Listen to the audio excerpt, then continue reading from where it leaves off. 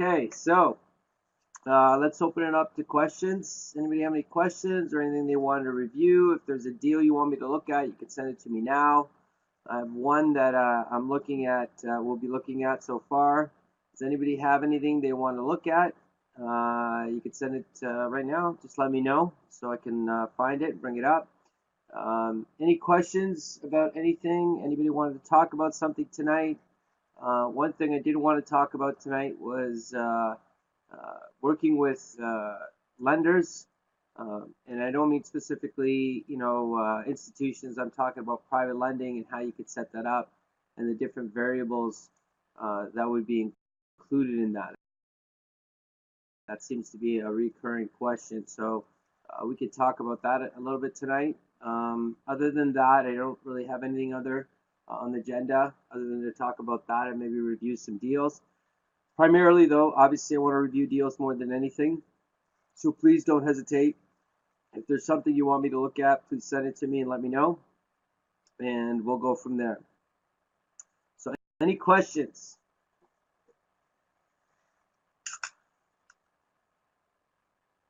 How do you choose a broker? Well, I would tell you that looking at brokers, having two is good. One that's by the book, who does everything based on the numbers, not a lot of creativity. That kind of broker can help you find rent-to-owns, because if people don't qualify, they'll reach out to you and look at you as an option. Then you have your creative person, creative broker. That's someone who deals with hard money and private money. When you ask if they have it, they're like, yep, no problem. Tell me what you need. What's it for? And you just want to know what their terms are, what the hard money lenders like to, that he has access or she has access to, that they like to see in a deal. So I would say, you want to find someone who's creative and someone who's pretty much standard, and that would be sufficient to run with your business. I'm really not a big fan of having power team members compete with each other, but definitely you want someone who can get to the creative stuff, and of course the benefit of having someone who runs the numbers straight is rent-to-owns. Okay. The number differ between you and the momentum training for the initial lease option deposit. What percentage should we be asking? So what the percentage, typically you're looking at a minimum of 3%. 5 is kind of the spot you want. You can see or get more than that. I really don't want you, until you take the rent-to-own class, to look at anything less than that. There are some other variations of that, but 3 would be the minimum. Can we do an example of using lines of credit in purchase of property? Sure. Okay. In reference, is there more specific? No problem. Glad to answer the questions. Keep them coming. No problem using a line of credit. I think the big advantage, and we can talk a little bit about that when we look at deal. The big advantage is the interest-only payment. We'll come back to that when we review a deal. I'm personally having trouble with determining numbers from a lease option for my 5-year plan outside of the $20,000 a year. How do you determine the cash flow and the sale price? So the cash flow and the sale price are really going to be a function of where you start and the term of the rent to own. So that's why the 20,000 is used as a general number versus any specifics on cash flow and the non-refundable you're getting or what you would purchase it for. That's a much more challenging thing to guesstimate because you're not working with an actual property. That's why the 20,000 is a good number to use to encompass all of it: the capital gains at the end of the deal, the cash flow you're receiving, you will be receiving during the term of the agreement. So working out the numbers or the estimations on that really is, at this point, a little bit random. The main thing, I think the more accurate number is the 20,000 as a guide. You can come up with different numbers to come up with 20,000, but really it's a deal-to-deal kind of scenario. You could say cash flow wise, you could say, I would say, minimum 250, because that's the rent credit at least. But typically a property goes from a negative cash flow, single family home, to positive cash flow because we remove the vacancy maintenance property management, which makes up 20% of the gross income. So if you're working with a property or you're looking at gross income, you can take back 20% of your numbers just by converting it to a rent to own. So 20,000, I think, is the better way to go. You can speculate on other numbers, but 20,000 is pretty accurate in developing a deal that encompasses all those different forms of cash flow, right? That's the capital gains versus the month-to-month cash flow. Okay, good. Any other questions?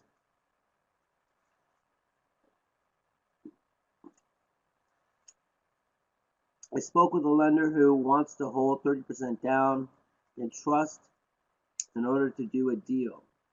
What is that about, and how are you structuring the deal so the lender will do zero down? Read that again. So the lender wants to hold 30% down in trust. Wants to hold, they want to lend you 30% down in trust to do a deal. Is that what you mean?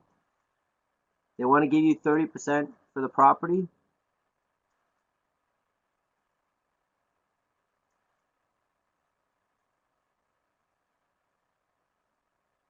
No, put 30% down.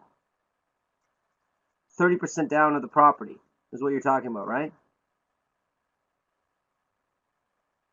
The property in trust? They want the property in trust? Is that what you're saying?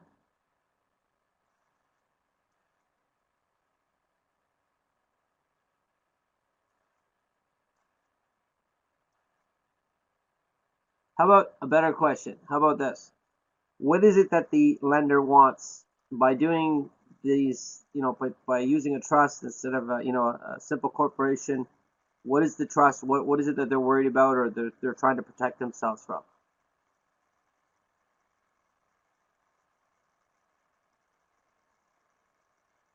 Okay, 30% of the purchase price. What is it that they're trying to protect themselves from?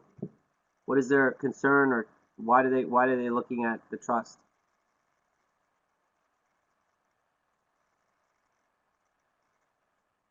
I think it's important to 1 second.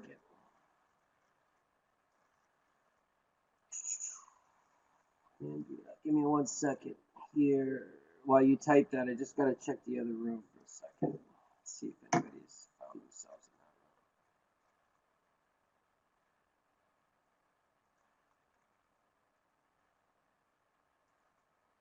in that room. Andrea.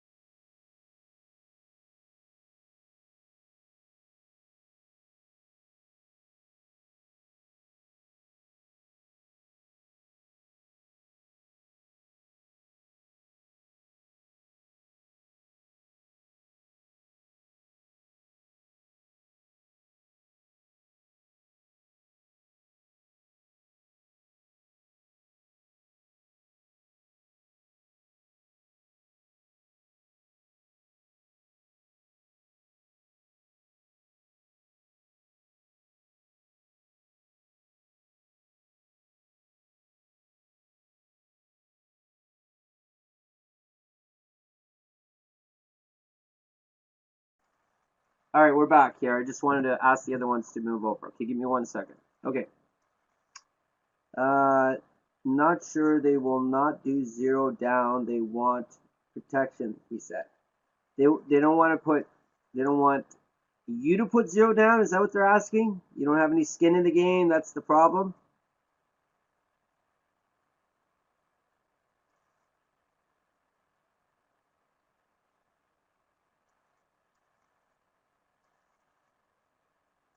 I believe so. They said holding the money down in trust is better than down payment because you get the money back after a year.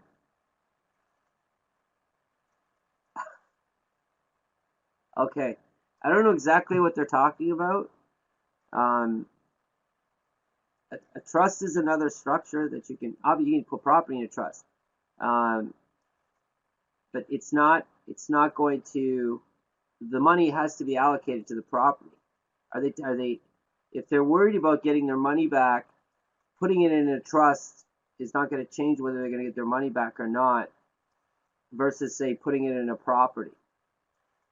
So if they want to do that, though, if they want to do that, then what I would do is ask them to whatever it is that they want to do. They can put it together, and you can review it with your lawyer. But them putting it in a trust is not going to get their money back in a year unless there's some kind of stipulation in the agreement. But that has to do with the agreement, not the trust itself. So they want they want the money back. They want to give you the 30% and they give you the money back. They want the money back in a year, is that right? Here's the 30%, let's get it back in a year. Is that what they're saying?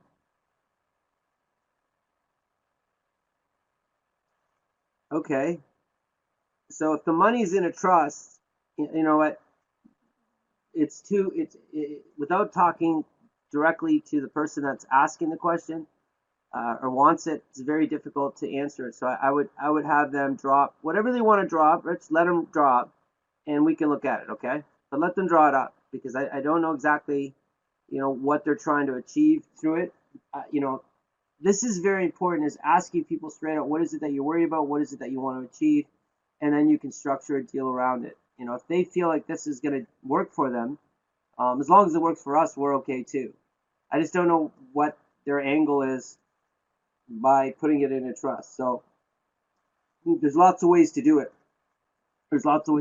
So let me go back a second. So when you get more information, let me know. Okay.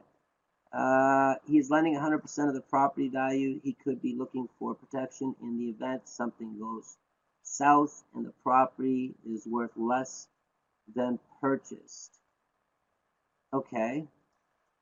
But the money has to be borrowed. You know what? Let's get more information on it. If it's in a trust or it's in a corporation or it's in your own money, the money has to be allocated to the property itself. And there would be if the property needed to be liquidated, but you can't buy a property for one value and then guarantee that value, in any structure, because the 100,000, say someone lends you, goes to the seller, right? The seller gets the money. So them being protected by a hard asset that loses value, I don't think that's going to achieve what they want, unless there's something else they have in mind. So best we let them sort that out.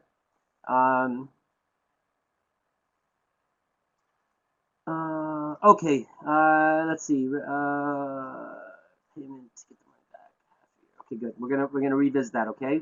Let's revisit that with me. We'll come back to that. Can you lose your cash flow if you refinance a property if you got a good appreciation on the market value? Yes, you can. So if a property, okay, so what does that tell you, folks? If you refinance a property and it no longer with cash flow, does everybody understand that question? I think this is a great question. So if you refinance a property, so let's look at an example here. Let's share my screen and we can talk about this. Okay, so screen. Let's do that. Hold on. So we'll run through the example.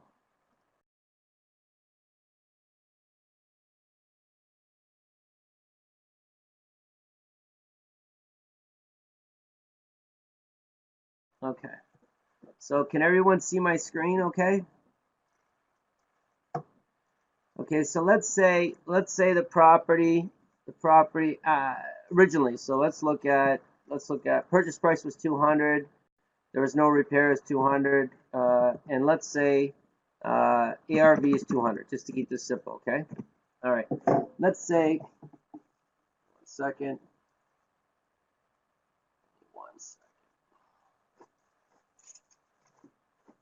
right. That is not good. Okay. All right. So let's move this. All right.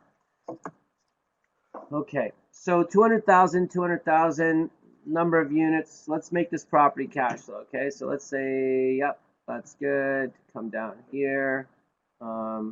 Let's make. Let's say that we had 95 and 5. Okay. Or let's do this. 10, 10, 80. Okay, this is just an example property. Okay, and let's do expenses are going to be 20,000. That's too much. No, let's do them 8,600. 40. Okay. Okay, good. Let's do. Okay, so let's pretend. Okay, so let's look at this property. So let's say the property, let's increase it to 250. I'm just trying to get closer to the 200,000.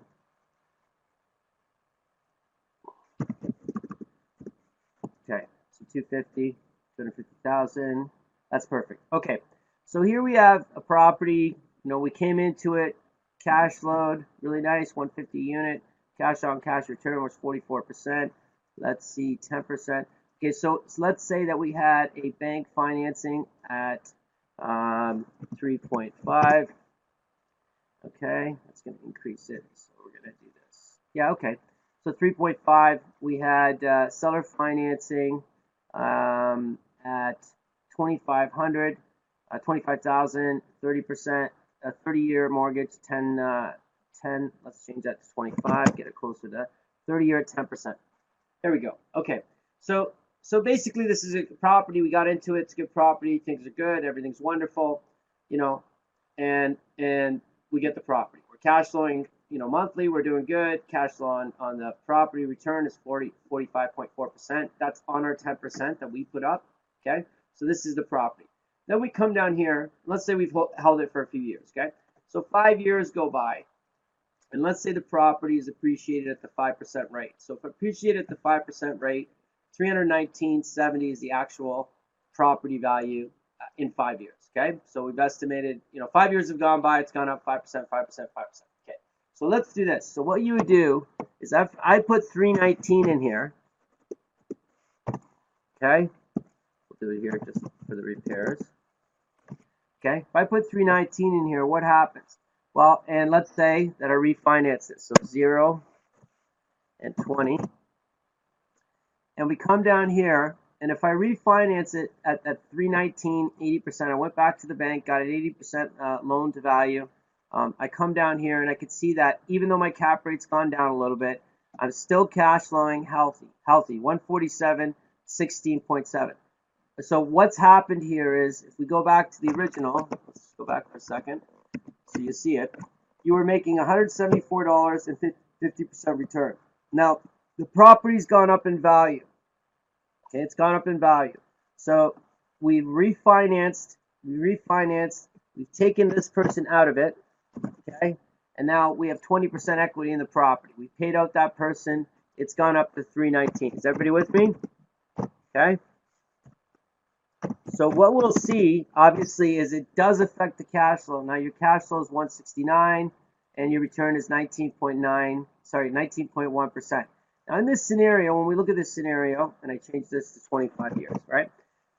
In this scenario, so 147, 16.7, we see that the property is actually reducing cash flow, and the cash on cash return is 16.7.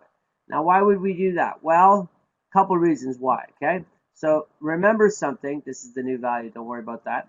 If the property was originally 250 and it went up to 319, so let's go back for a second so you see this. Okay. Okay, this is where we were. Okay, it was year 1 it went up to there, year 5 it goes up to 319. So the difference is 69,000. I'm just going to put it here, and $70. So when you refinance this property, okay, now look how much you have. It's 200,000. plus 25, so 225,000. Everybody with me? That's the real loan that you have, okay? That's where it is, 2 and 225. The 10 is still your money, it's still in there, okay? Now, if you went back to the bank and you refinanced, okay, because the property's now 319, okay, what you see is that if I do this and this, okay, so 255 is what I refinanced for, 255, okay? So 255,000 is what I refinanced for. Now, my equity position has increased to 63,000, okay, from where it was. And how much, do you remember how much the amount was? Go back. So look, 25 and 25, yes? 25 and 25. So just to go here, the difference between the two prices, right? So difference between prices,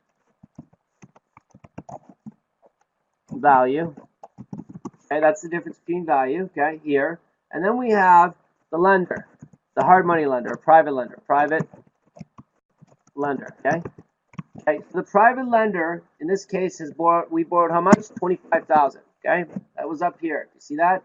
We borrowed 25,000, okay? So when I refinance the property, my intention is to get him or her out of the deal. Just pay them back, right? Because we're paying 10%. So we come back here. We look, okay, we owe them 25,000. We owe them 25,000. And let's put how much ours is, 25,000, our money. Why don't I just do this? This is a better idea. Okay, so you see this. Why don't I just do this?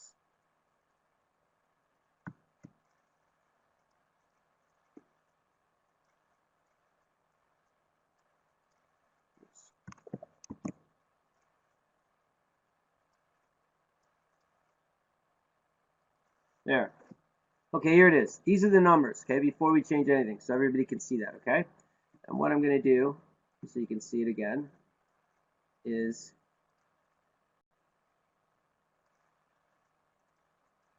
okay. Just going to do a quick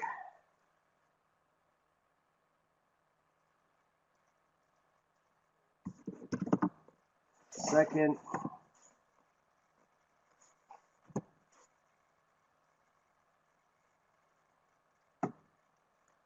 Okay, so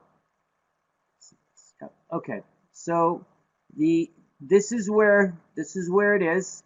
Okay, this right here. These are the same. Let's see what happens to these numbers when I change it, when I refinance. Okay, this way is easier. Okay, so we go back here and we say 319. Okay, one more thing I should do. Let's do this.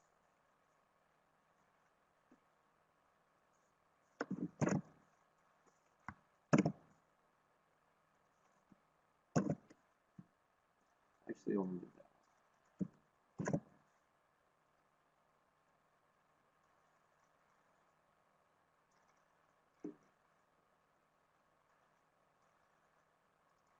Okay, these are not going to change. This one and this one are not going to change. This is the one that's going to change, so we can see it all together. So I go back here and I see 319. Okay, good. 319, 80%, 0, and 20% equity, okay? All right, so we come down here and we can see the differences, okay? So right now, when I look at it, I originally had 80% loan, 20,000. I had seller financing for 25,000, and equity was 25,000, okay? Now, if I refinance the property, they're going to give me 80% of the new value of 319, okay? That's 255,000. Now, 255,000 does what for us? You might be confused. So this here is the new value, okay? This is the new one, okay? Okay? This is where it is at the new value. This is the old value. Does everybody see that? So the original value, this is the original right here. This is the new setup. We good? Frank, is that good? You get it now? You see it? Good. So this is, and we don't need this anymore. I took it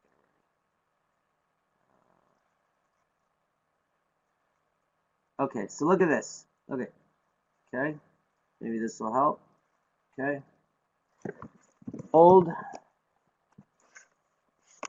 Okay. New. Okay, there it is. The old and the new. So the old way was 80%, 10%, 10%. Okay. All right. So you know what we should do? One more thing before we do that. Give me 1 second. I'm going to bring this back to 250. Want to do one more little piece so you see it all together. Let's go 10, 10. That's right. Okay. So here, I'll even add this, which is the old cash flow. Okay. Maybe I should put it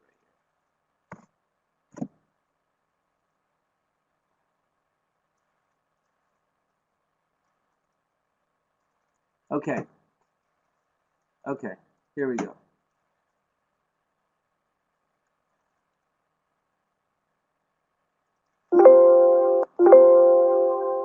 In 1 second.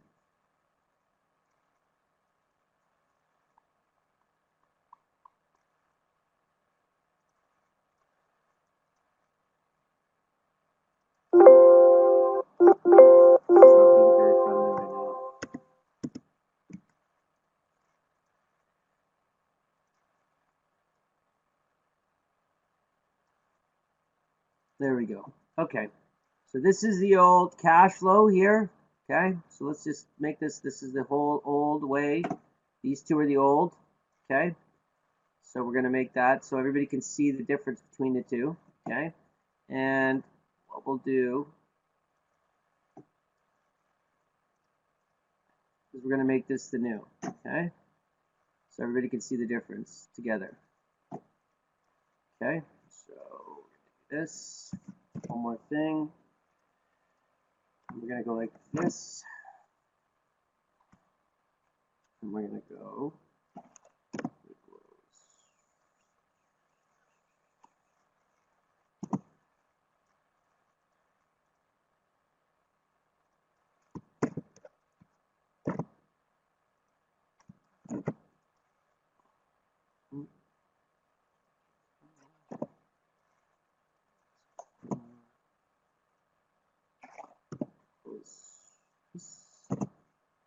there we go.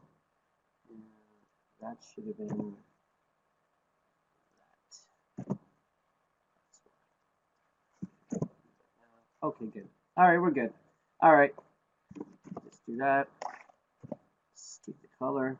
All right, so the idea behind this is to find out what happens with the impact when we change the numbers, okay? So the old way was we were making, 174. The cash flow and income was 174. The return on investment was 50% because we had the out-of-pocket 25, and that's where the cash-on-cash return comes. This is going to show us what happens when we refinance it, and it's new. So if we go back over here, and we're going to put that again, 319,000, because that was the new value. And we come back here and we go 0 in to 20%, okay? We come back here and what do we see? The difference between the two. We see the difference between the two is this, okay? So now we have, that should be 0, 20. Okay, so now we have, right, a property that's valued at 319, right? Now it's valued at 319. Before it was 250, and you can see that, right? The 100% of financing, including our down payment, is 250. 319 is what it's worth now. Okay. Now, because we refinanced it, how much money? Can you see how much money we pulled out of the property? Can anybody see that?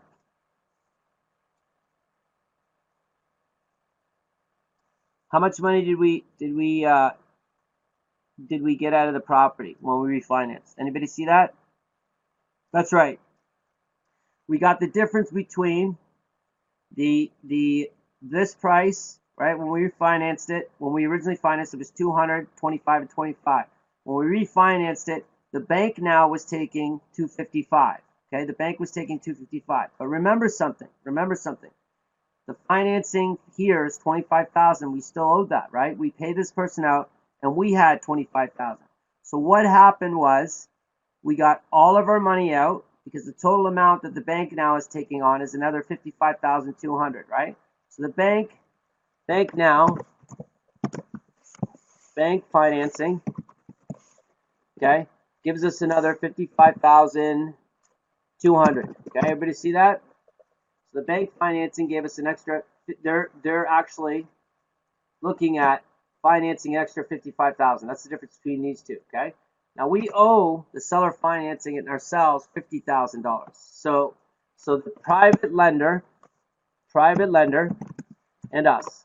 Okay, us is how much? Well, it's the combination of these two values, right? It equals this plus this. Okay, that's 50,000. So when we take the two of them together, this minus this, what happens in the refinancing? We get all our money back, they get their money back, and we get $5,200 out of pocket, in pocket, right? They cut a check for $5,200. Does that make sense to everybody? Is anybody confused? Because if you are, it's okay. We can go to show the cash flow number, I think. Okay, good. All right, so the cash flow, we could see, right, the cash flow's gone down. Not considerably, actually, because the reason it didn't go down considerably is because the financing cost us less. See, in this scenario, the seller financing cost us 10%. Now that all this money is here, right, with the bank here, and it's only costing us 3.5%. Okay? Does that make sense to everybody? You confused? Okay. So which part lost? Okay. So let's look at it again. Okay? Let me just do this. Equals this minus this. Okay? There. Okay. And yeah, we got that. Okay. Hold on one second. I think the term out of pocket is a little strange. Out of pocket money means money out of your own pocket. That's all it means. Out of pocket. This $5,200 is a surplus. The bank's going to cut you a check for $5,200. At what point did you pay your investor his 10%? We paid it when we refinanced the property.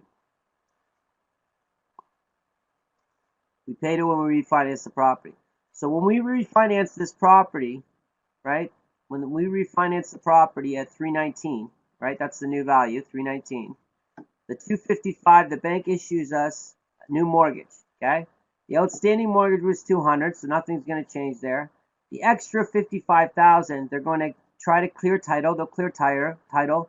They will pay off the lender, and us is the 25,000. Plus, there's an additional 5,200. So technically, you're pulling out the 25,000 and an extra 5,200. Okay. So why don't we separate that actually? Over here, let's go 25,000 equals that money. So really, we're paying back this lender $25,000. We're left with $30,000, right? For us, that's important. Why?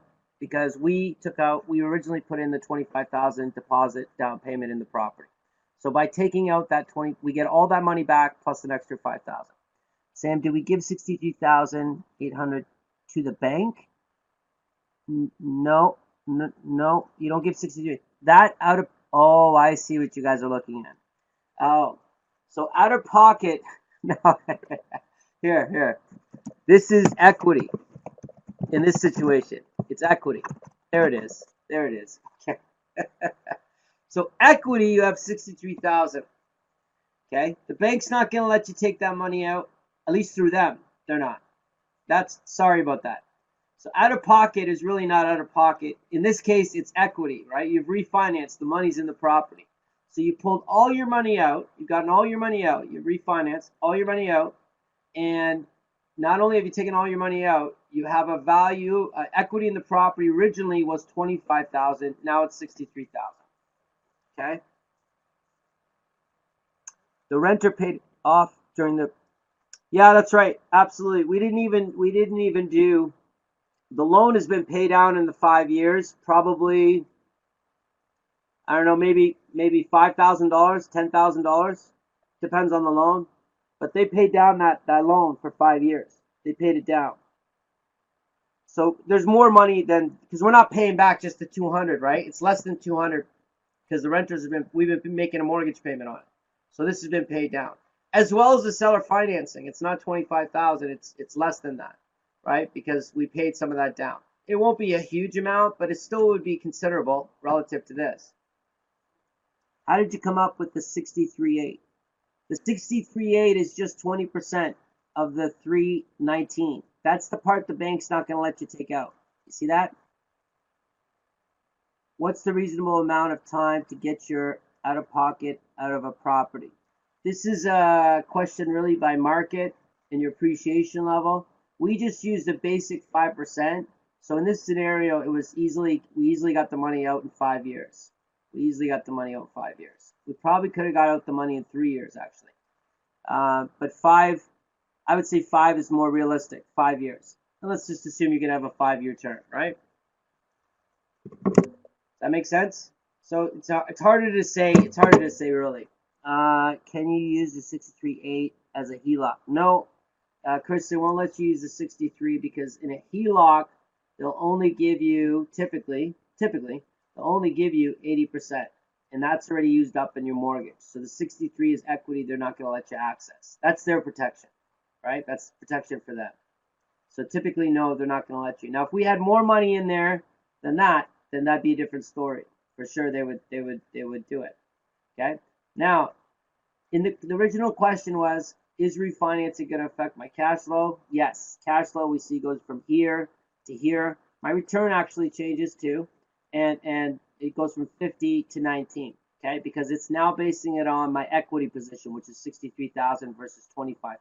Okay, so my equity position has increased. This is okay, but the property still meets the criteria. And going back to the question of, at what point, would this not be a good thing to refinance? My point would be this: in refinancing a property, if the cash flow is going to go below 75 a unit and the cash on cash return is going to go below 10, that might tell us to do what? In refinance. So if I looked at refinancing, what would that mean? Yeah, someone mentioned that you're in an infinite return. Yep, you're in an infinite return. Technically, you have no money in this property now. Sure. Yeah, absolutely. Dave's talking about repairs, and stuff like that. And just to go back over here, this is why it's important to, keep a maintenance of 5%, regardless if you use it or not. So if you're true maintenance, if you have a surplus of maintenance that you don't use in a year, you just keep it aside in case anticipation of something larger done with the property. Could the property cost you more during that period? Absolutely, Dave, you're right. That's going to affect our numbers, right? But this is why we at least pad ourselves 5%. If it's an older property, it could be higher. New property, you could claim to be lower, but don't go lower than 5 just for security reasons, safety. What is the difference between ROI and cash on cash return? So cash on cash return is ROI. It's return on investment based on the cash you have in the property. That's where that number comes from. So if you have, someone might say return on investment on the property. Well, here's your return on investment if you paid cash. If you paid cash for this property, so you paid $319 for this property, your return after your expenses would be 8.1%. That's return on the investment of $319. Cash on cash return represents the return on investment from the amount of cash you actually put in the property, or the cash you have remaining in equity. Does that make sense? They're the same. ROI they're both ROI. Yeah, they're both ROI. One just looks at cash versus ROI, and one looks at if I purchase the whole thing. That's what cap rate is, really, is how much are you getting a return if you paid cash. Okay? So at this point, does anybody have any questions? Because I just want to step into this a little bit further. We good? All right. So let's imagine this. Let's imagine that the property, let's see, the property, after refinancing it, let's do this. We would have to start with a thinner item. Here, let me show you something. Let's go 275. All right, 275,000. Just stay with me for a second. 275. 5. No, lower. 300.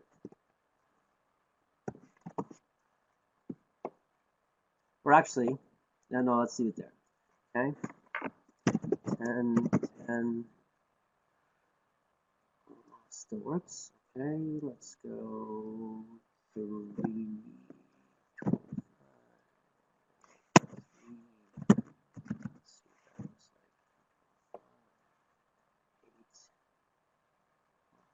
Go 10.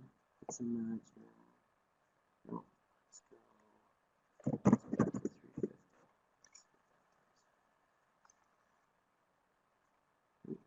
Something. Oops. Give me a sec, folks. Just working on something.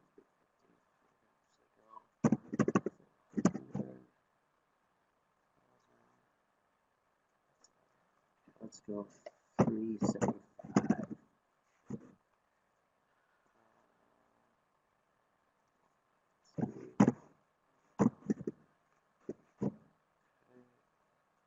Okay, here we go. Okay, let's say I have a property that's I've got this property. It's 385,000. This is the cash flow. These are the numbers. Okay, the numbers are the same. Okay, we haven't changed anything except purchase price. And when we run the numbers on this property, it still works. It's 75 a door and above 10%. Does everybody see that?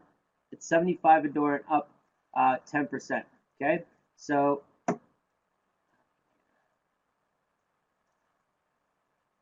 six. Oh, that's why. Okay, 3, 5. Okay. Okay. So we come over here. We come over here and we see that the appreciation increased 5% a year. And let's just say it didn't increase that much. Let's go up 3, 3. Let's see, just 3, 7, and 5. Just leave it there. Okay. Okay. Which actually doesn't work out too bad. You know what? Just apples to apples. Let's just keep them all 5. I don't want to confuse you. Okay. Look. So the property was 385. Forget about the appreciation right now. 385.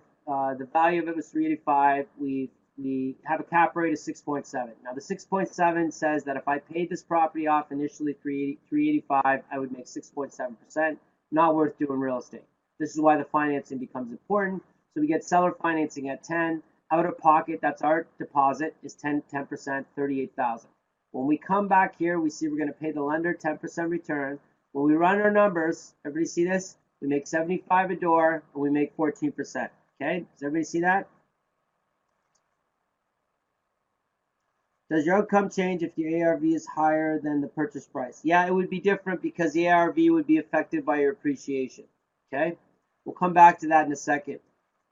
Okay, so because the appreciation is going to be different. We would have actually made more on the last deal. I just didn't move the ARV. Okay, so 385 is what it's sitting at. Okay, now if I come here just to show you the difference here now. So I'm going to have to move this over again. So copy. So the old, this is going to represent the old. Okay, that's the old. Okay, and I'm going to use this to represent the old,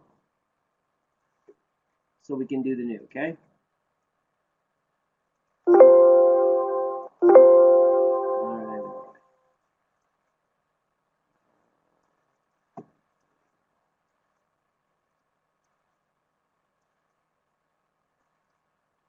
Okay.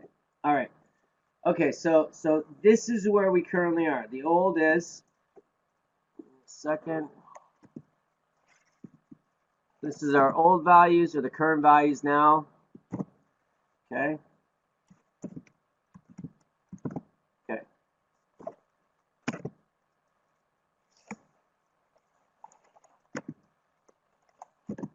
Okay. Let's just do the same so this thing doesn't. Okay, there we go. Okay, so this is the old, right? This is where we are right now. Now, let's see what happens when we refinance, okay? So let's say it moved up. I need to illustrate the point because I want you to see. Let's do 3. So it all moves up 3%, and we decide we want to refinance. Well, we're refinancing at 446, okay? That's the refinance number. 446, okay? That's the new number, okay? So let's go back and change the numbers and see what the effect is down here when we refinance at 446. 5 years have passed by. 446, okay? So now the new number is 446. Okay, that's the new number, okay? We no longer have this loan, or we would like to have not have that loan, okay? And we come back here, okay?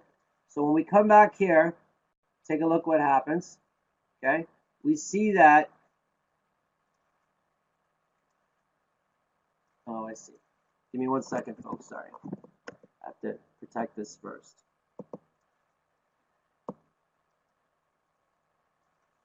So it stays. Okay, let's do that again. 446. Oh, it already changed. Let's do that. There we go. All right. Just double checking something.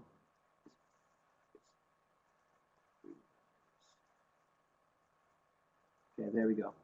There we go. They won't change now. Okay, let's go back here. We're going to change it to 446321. 446321. That's the new value, okay? We come back here. So now we're refinancing, folks, right? So 0, 20. We no longer have that loan. We come down here and we look, and look what happens, okay? Now, when we refinance the property, what did we see happen? What do we see happen?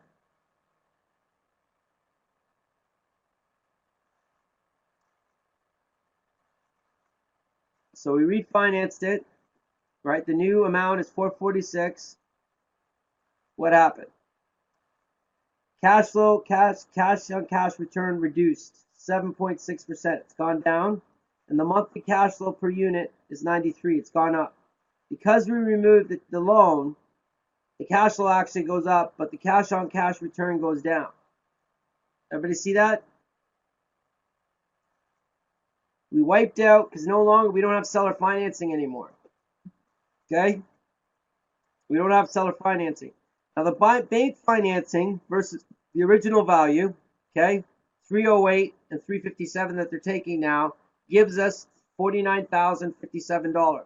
The purchase price, sorry, the private lender, it's just the private lender. How much did they lend us? Private lender lent us $38,500. So we paid the lender out, and we're left with $10,556. Now, you originally put in $38,000.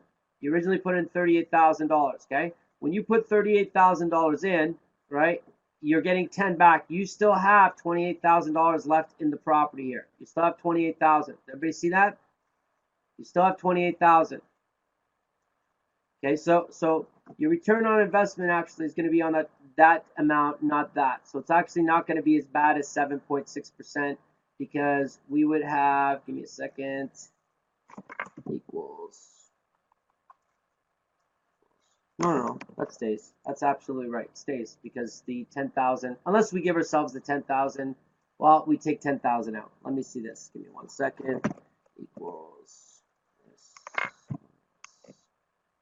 this equals this equals, give me 1 second, this divided by this.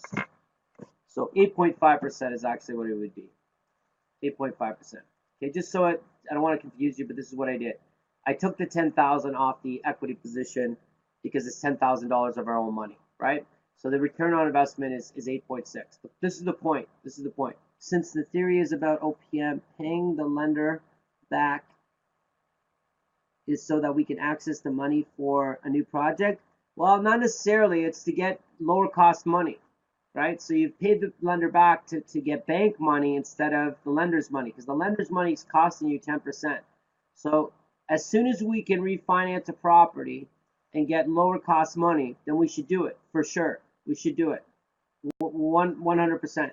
Now the point we want to see here is when you refinance a property, when you actually go through the refinancing property, it can actually affect, you know, your outcome. Your outcome now, your cash on cash return went from 14 to 8.6. It's below 10 now. Now your cash flow did go up, to 93. That's fine. It went up to 93. We need to actually bring that down a little bit to increase the cash on cash return. It would still be okay. We'd still want this to be 10%. We could adjust it. It wouldn't be a huge deal. The point I'm trying to make is there's a point where refinancing is going to show you something. It's going to show you something. Here, let me show you again. Let me try this. See what happens here. So you can see it. Okay. So when we refinance at 2%, say it was 2%, now it's 425,071. Okay, 425,425,001, I think it was. Okay, I want to show you something. Okay, so when we refinance it, and now we have 340,000 with the bank, we have 20% with us, which is 85,000. We come down here. We'll see that the bank actually we have a loss of 6,000. Yes, everybody see that? Now it's not a loss. It's really not a loss. Okay, it's just you can't pay out that lender, right? You can't pay out that lender. You'd have to take out some of your own money. Everybody see that? You have to take out some of your own money to actually pay that. So because like they have over this year. Numbers can change, especially if bank rates change. Yeah, exactly. I mean, if bank rates change, this is all going to change. But there's a point I want to make to you is there's at some point when you refinance or you're looking at refinancing a property, if you refinance a property at whatever number, okay, and you see that these numbers no longer look good to you, what does that tell you? Who can tell me? So your property is good right now. It's making money. Everyone's happy. You know, you got over 75 a door, and you know your return is higher than 10. You know, there you go. Chris got it. Chris and Christine. You sell the property. Time to sell. There you go. Good. You sell the property. Take the money and put it somewhere else. You can do better. So if you're refinancing or looking at refinancing property, and when you do the refinancing, it shows that yes, the property's increased in value. Yes, I can make money from capital gains. Yes, it's paying me cash flow right now. If I refinance and it puts me in the negative, I wouldn't even keep the property. It's not even worth having anymore. Just sell it. Does that make sense? So the advantage of looking at refinancing, which I think you should do all the time, I really do. I'm not a fan of leaving the money in the property at all. By refinancing it, it's telling you that yes, the property was great originally. Originally, this property was really good. You were making cash flow. But if you would not buy this property today with these numbers, everybody see that? You wouldn't buy the property today with these numbers because the appreciation has pushed it so much up, whatever that number is, it would no longer produce cash flow the way you would need it to. Sam, when I take the mortgage initially 308, after 5 years, I must have paid some of the principal amount. So why is the same amount 308 being removed from the 340? You're absolutely right, folks. Look, you're absolutely right. This 308 wouldn't be 308 to pay out that mortgage, right? In fact, let me see if I can see it to give you an idea of what it would be. So let's go 308. Mortgage is 3. Well, actually, let me do this. I'll show you exactly what it is. Okay. Equals.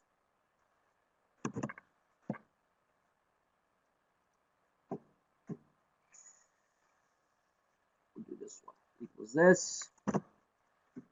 That equals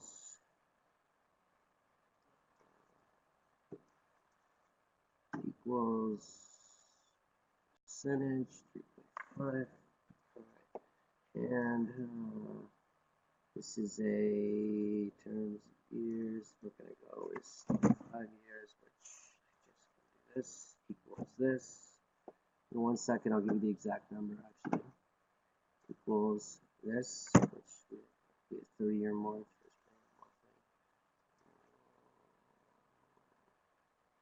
Okay, so this is a mortgage calculator. Okay.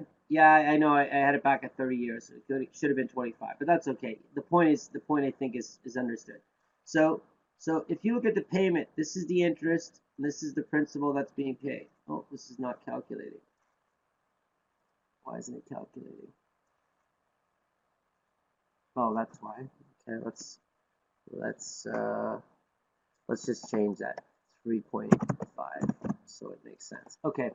All right. So here we have 3.5, 308, 30 years. This is the principal. This is the balance. Okay. This is the balance. Okay. And this is the interest. So if we go 60 months, if I go 60 months, okay, 60 months, I go over here.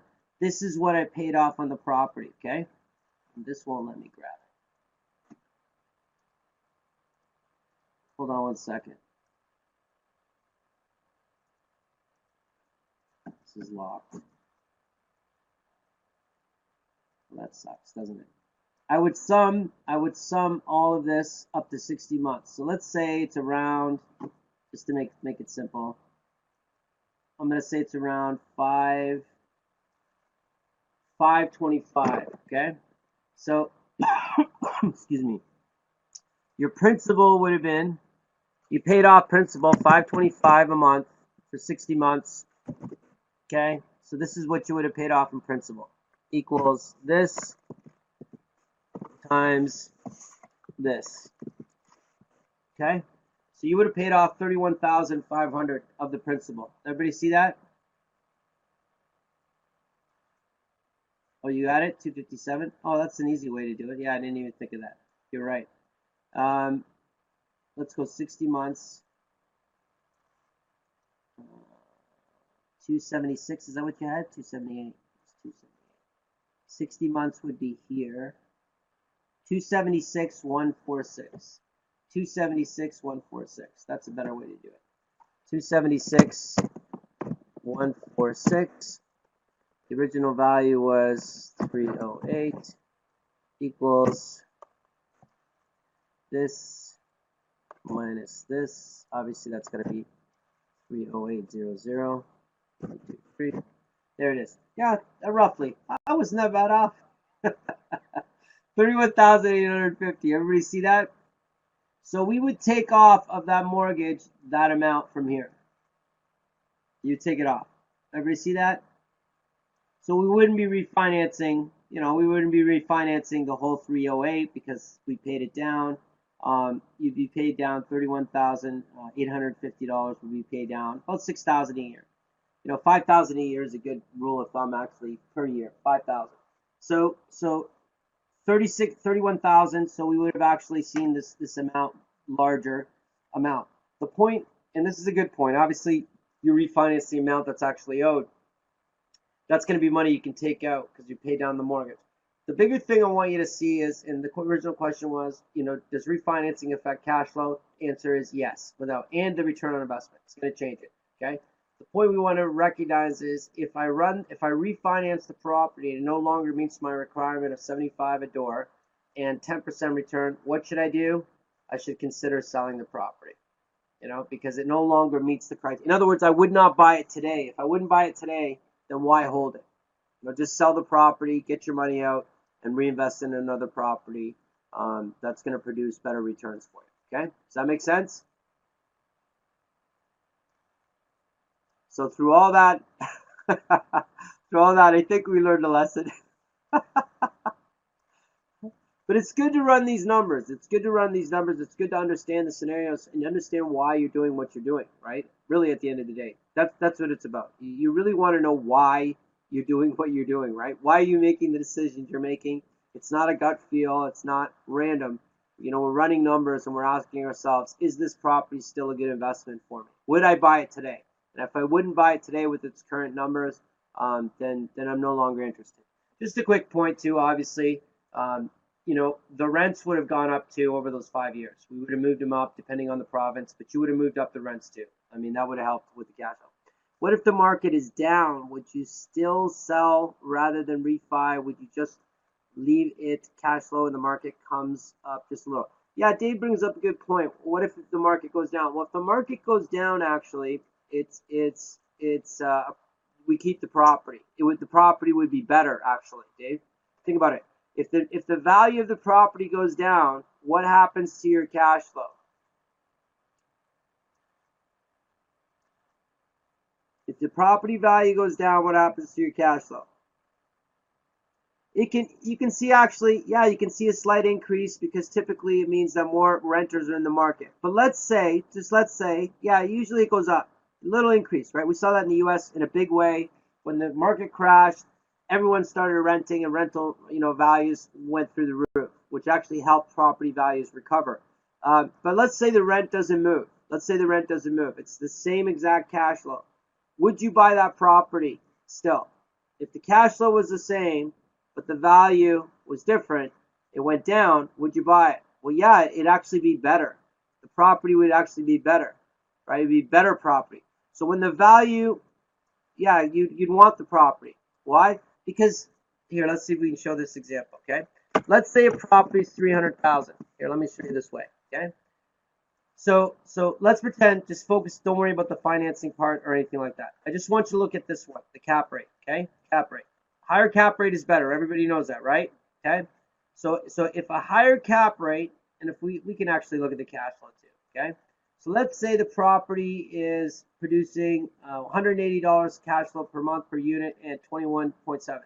Okay, if I drop the price but leave the cash flow the same to 200,000, so the market crams down, it goes out into, watch what happens.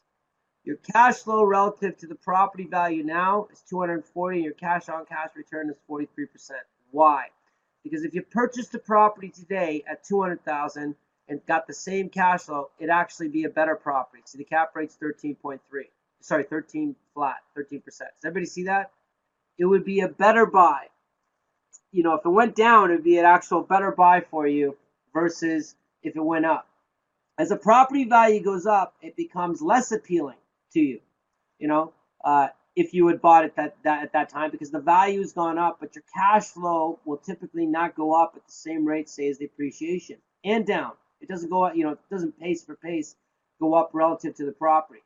So when a market gets hot, the cap rates drop, right? Cap rates become worse, cash flow becomes worse, everything becomes worse for the investor. As markets go down, cash flow becomes better relative to the value of the property. So going back to the original question, it still holds. Would I buy this property today? Would I own this property today? Just run the numbers on its current value, and that'll tell you the story.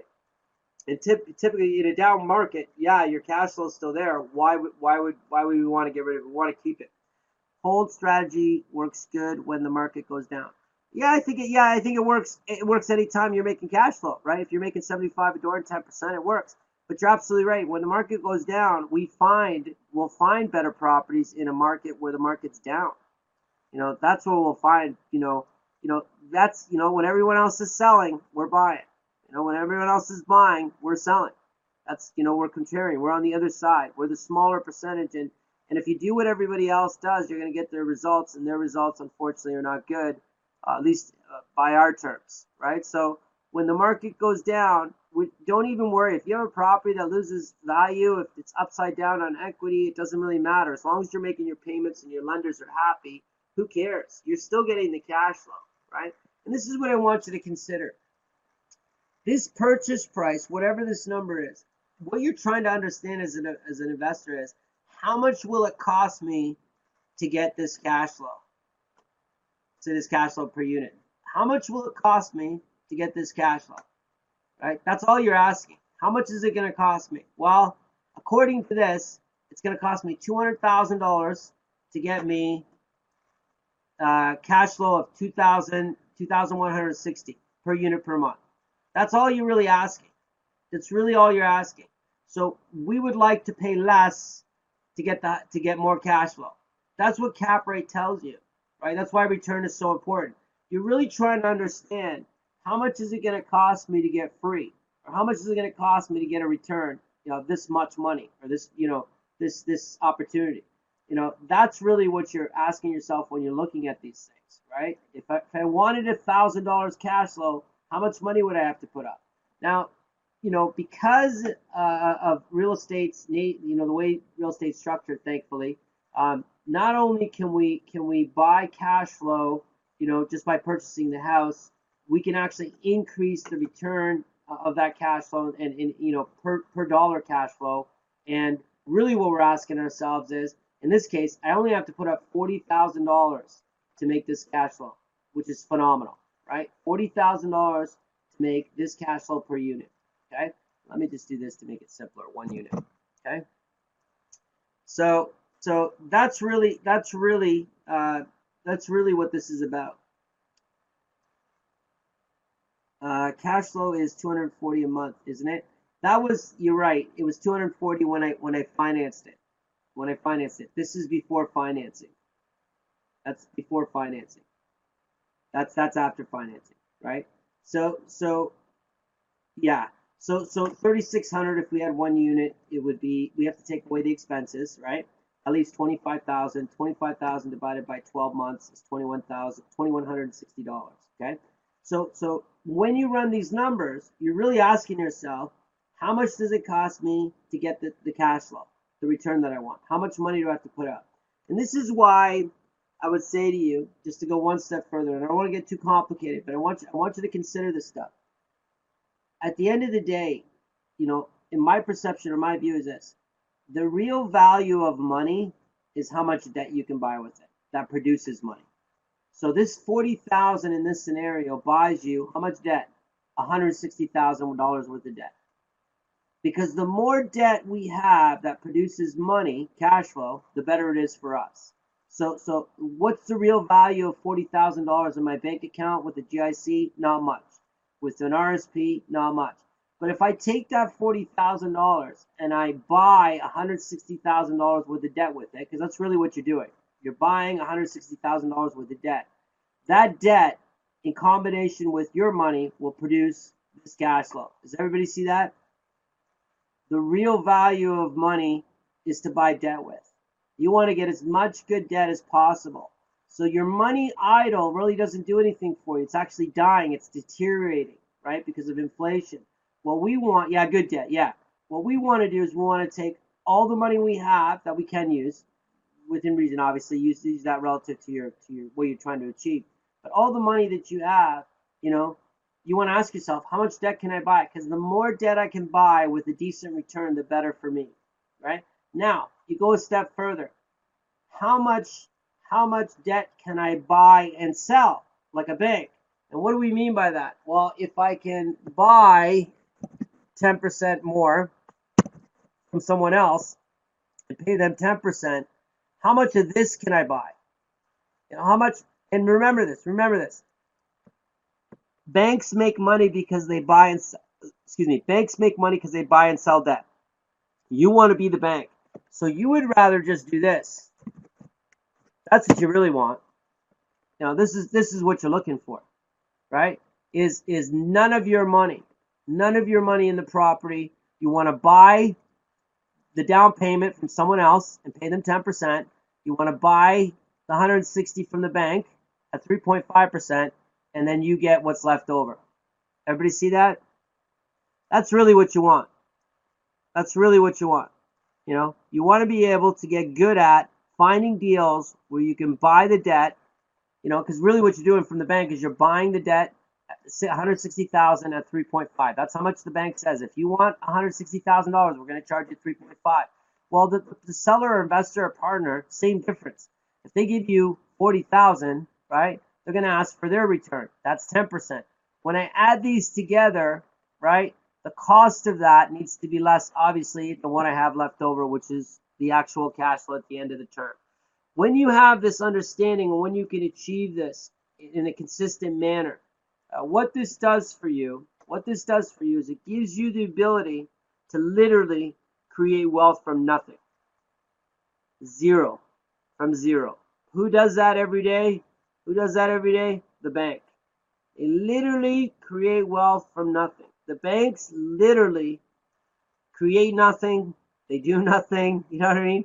But what they do is important. It's just they're not creating anything. Right? Yeah. All wealth is created from nothing. Yeah. So what they're doing is they're taking idle capital, money that's not being used for anything in your savings account, your RSPs, and your retirement accounts, and they take it and they put it somewhere that it can make more money than the cost. And that's what they try to do to stimulate the economy. Because the 160 is not belonging to the bank. really at the end of the day, you're absolutely right. The 160 is not the bank; it's deposit. None of the bank's money is their money. It's coming from depositors. So, that's the gift they get. When they get that money, they're allowed to lend it, at a leveraged rate, and that produces a huge amounts of profits. For us, the benefit is we get low cost money, low interest rate money. Okay, good. Any other questions? We've gone a little bit past our time, but any other questions? I have a question outside of what we talked about today. What do you think about the new incentives from government for first-time home buyers? Okay, so can you be specific, please, if you don't mind, which incentives you're talking about?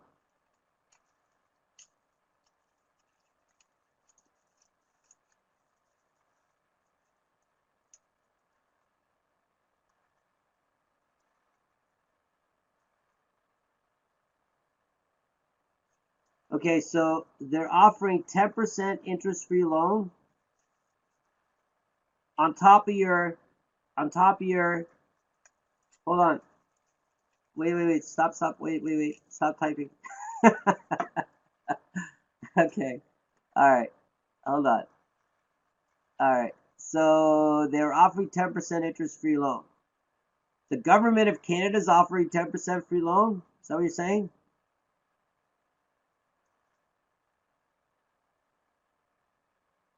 Are you talking about your RSP, like using your RSP? It was in the news today. Honestly, I didn't see that. They said they would give 10%. I'd have to read about it. I don't want to speak to it honestly until I read about it. But that's interesting. I don't know exactly. I'd have to look at that. It's new? Yeah, I guess so. I haven't seen it, but I promise this. I'll read it up on it. I'll look at it and we'll talk about it. If there's an opportunity for us to take advantage, yeah, let's do it, folks. Let's see what we can do.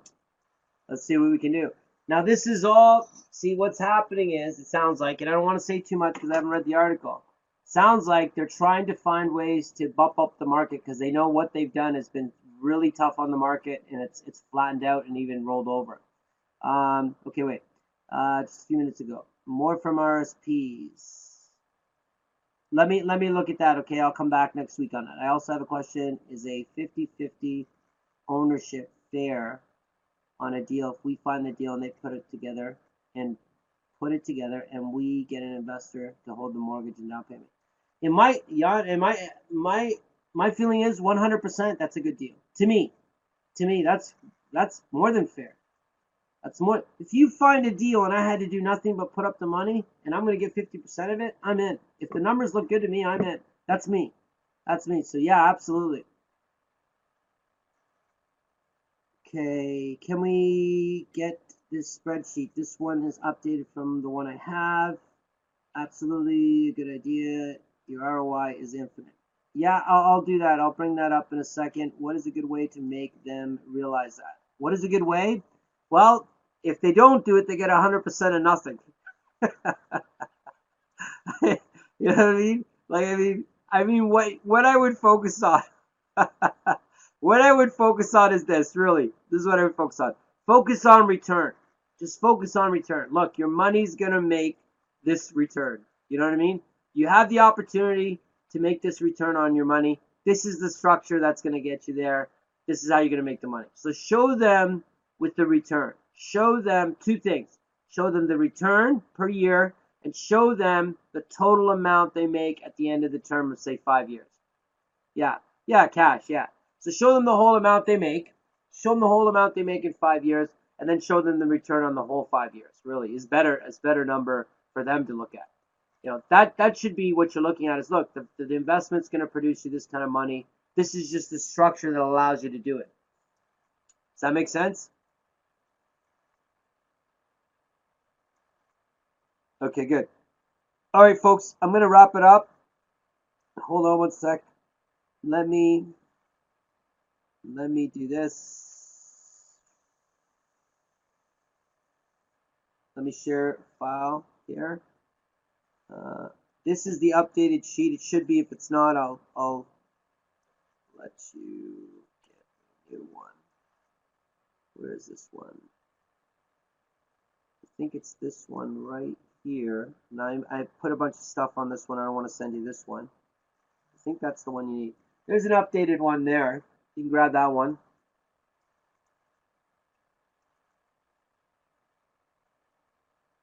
Okay, Kyle, when you get them, we'll share them with the group, okay? 100%. What was the comment earlier about RRSPs? I don't know. Dave, what was that? Someone mentioned something about RRSPs?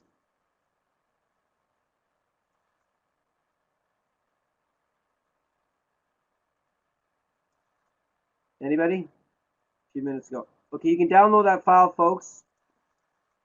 Give me 1 second here. And this was...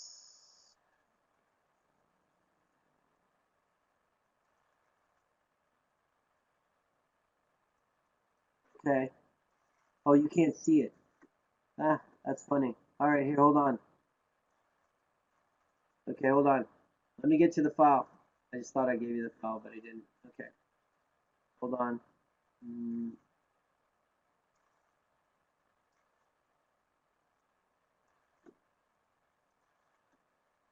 I'm wondering why no one was saying anything about the file. That's funny.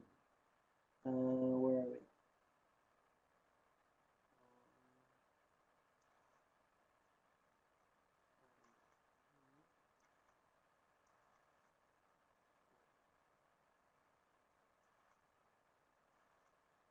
Hold on. Hold on 1 sec.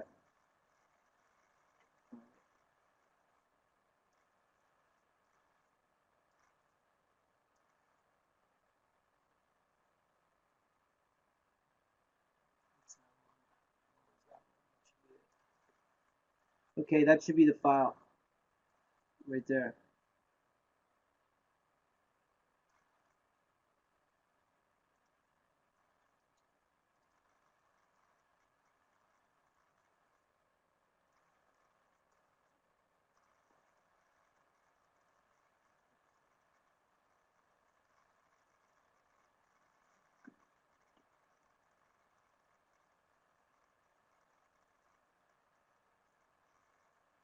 Yep, that's the file.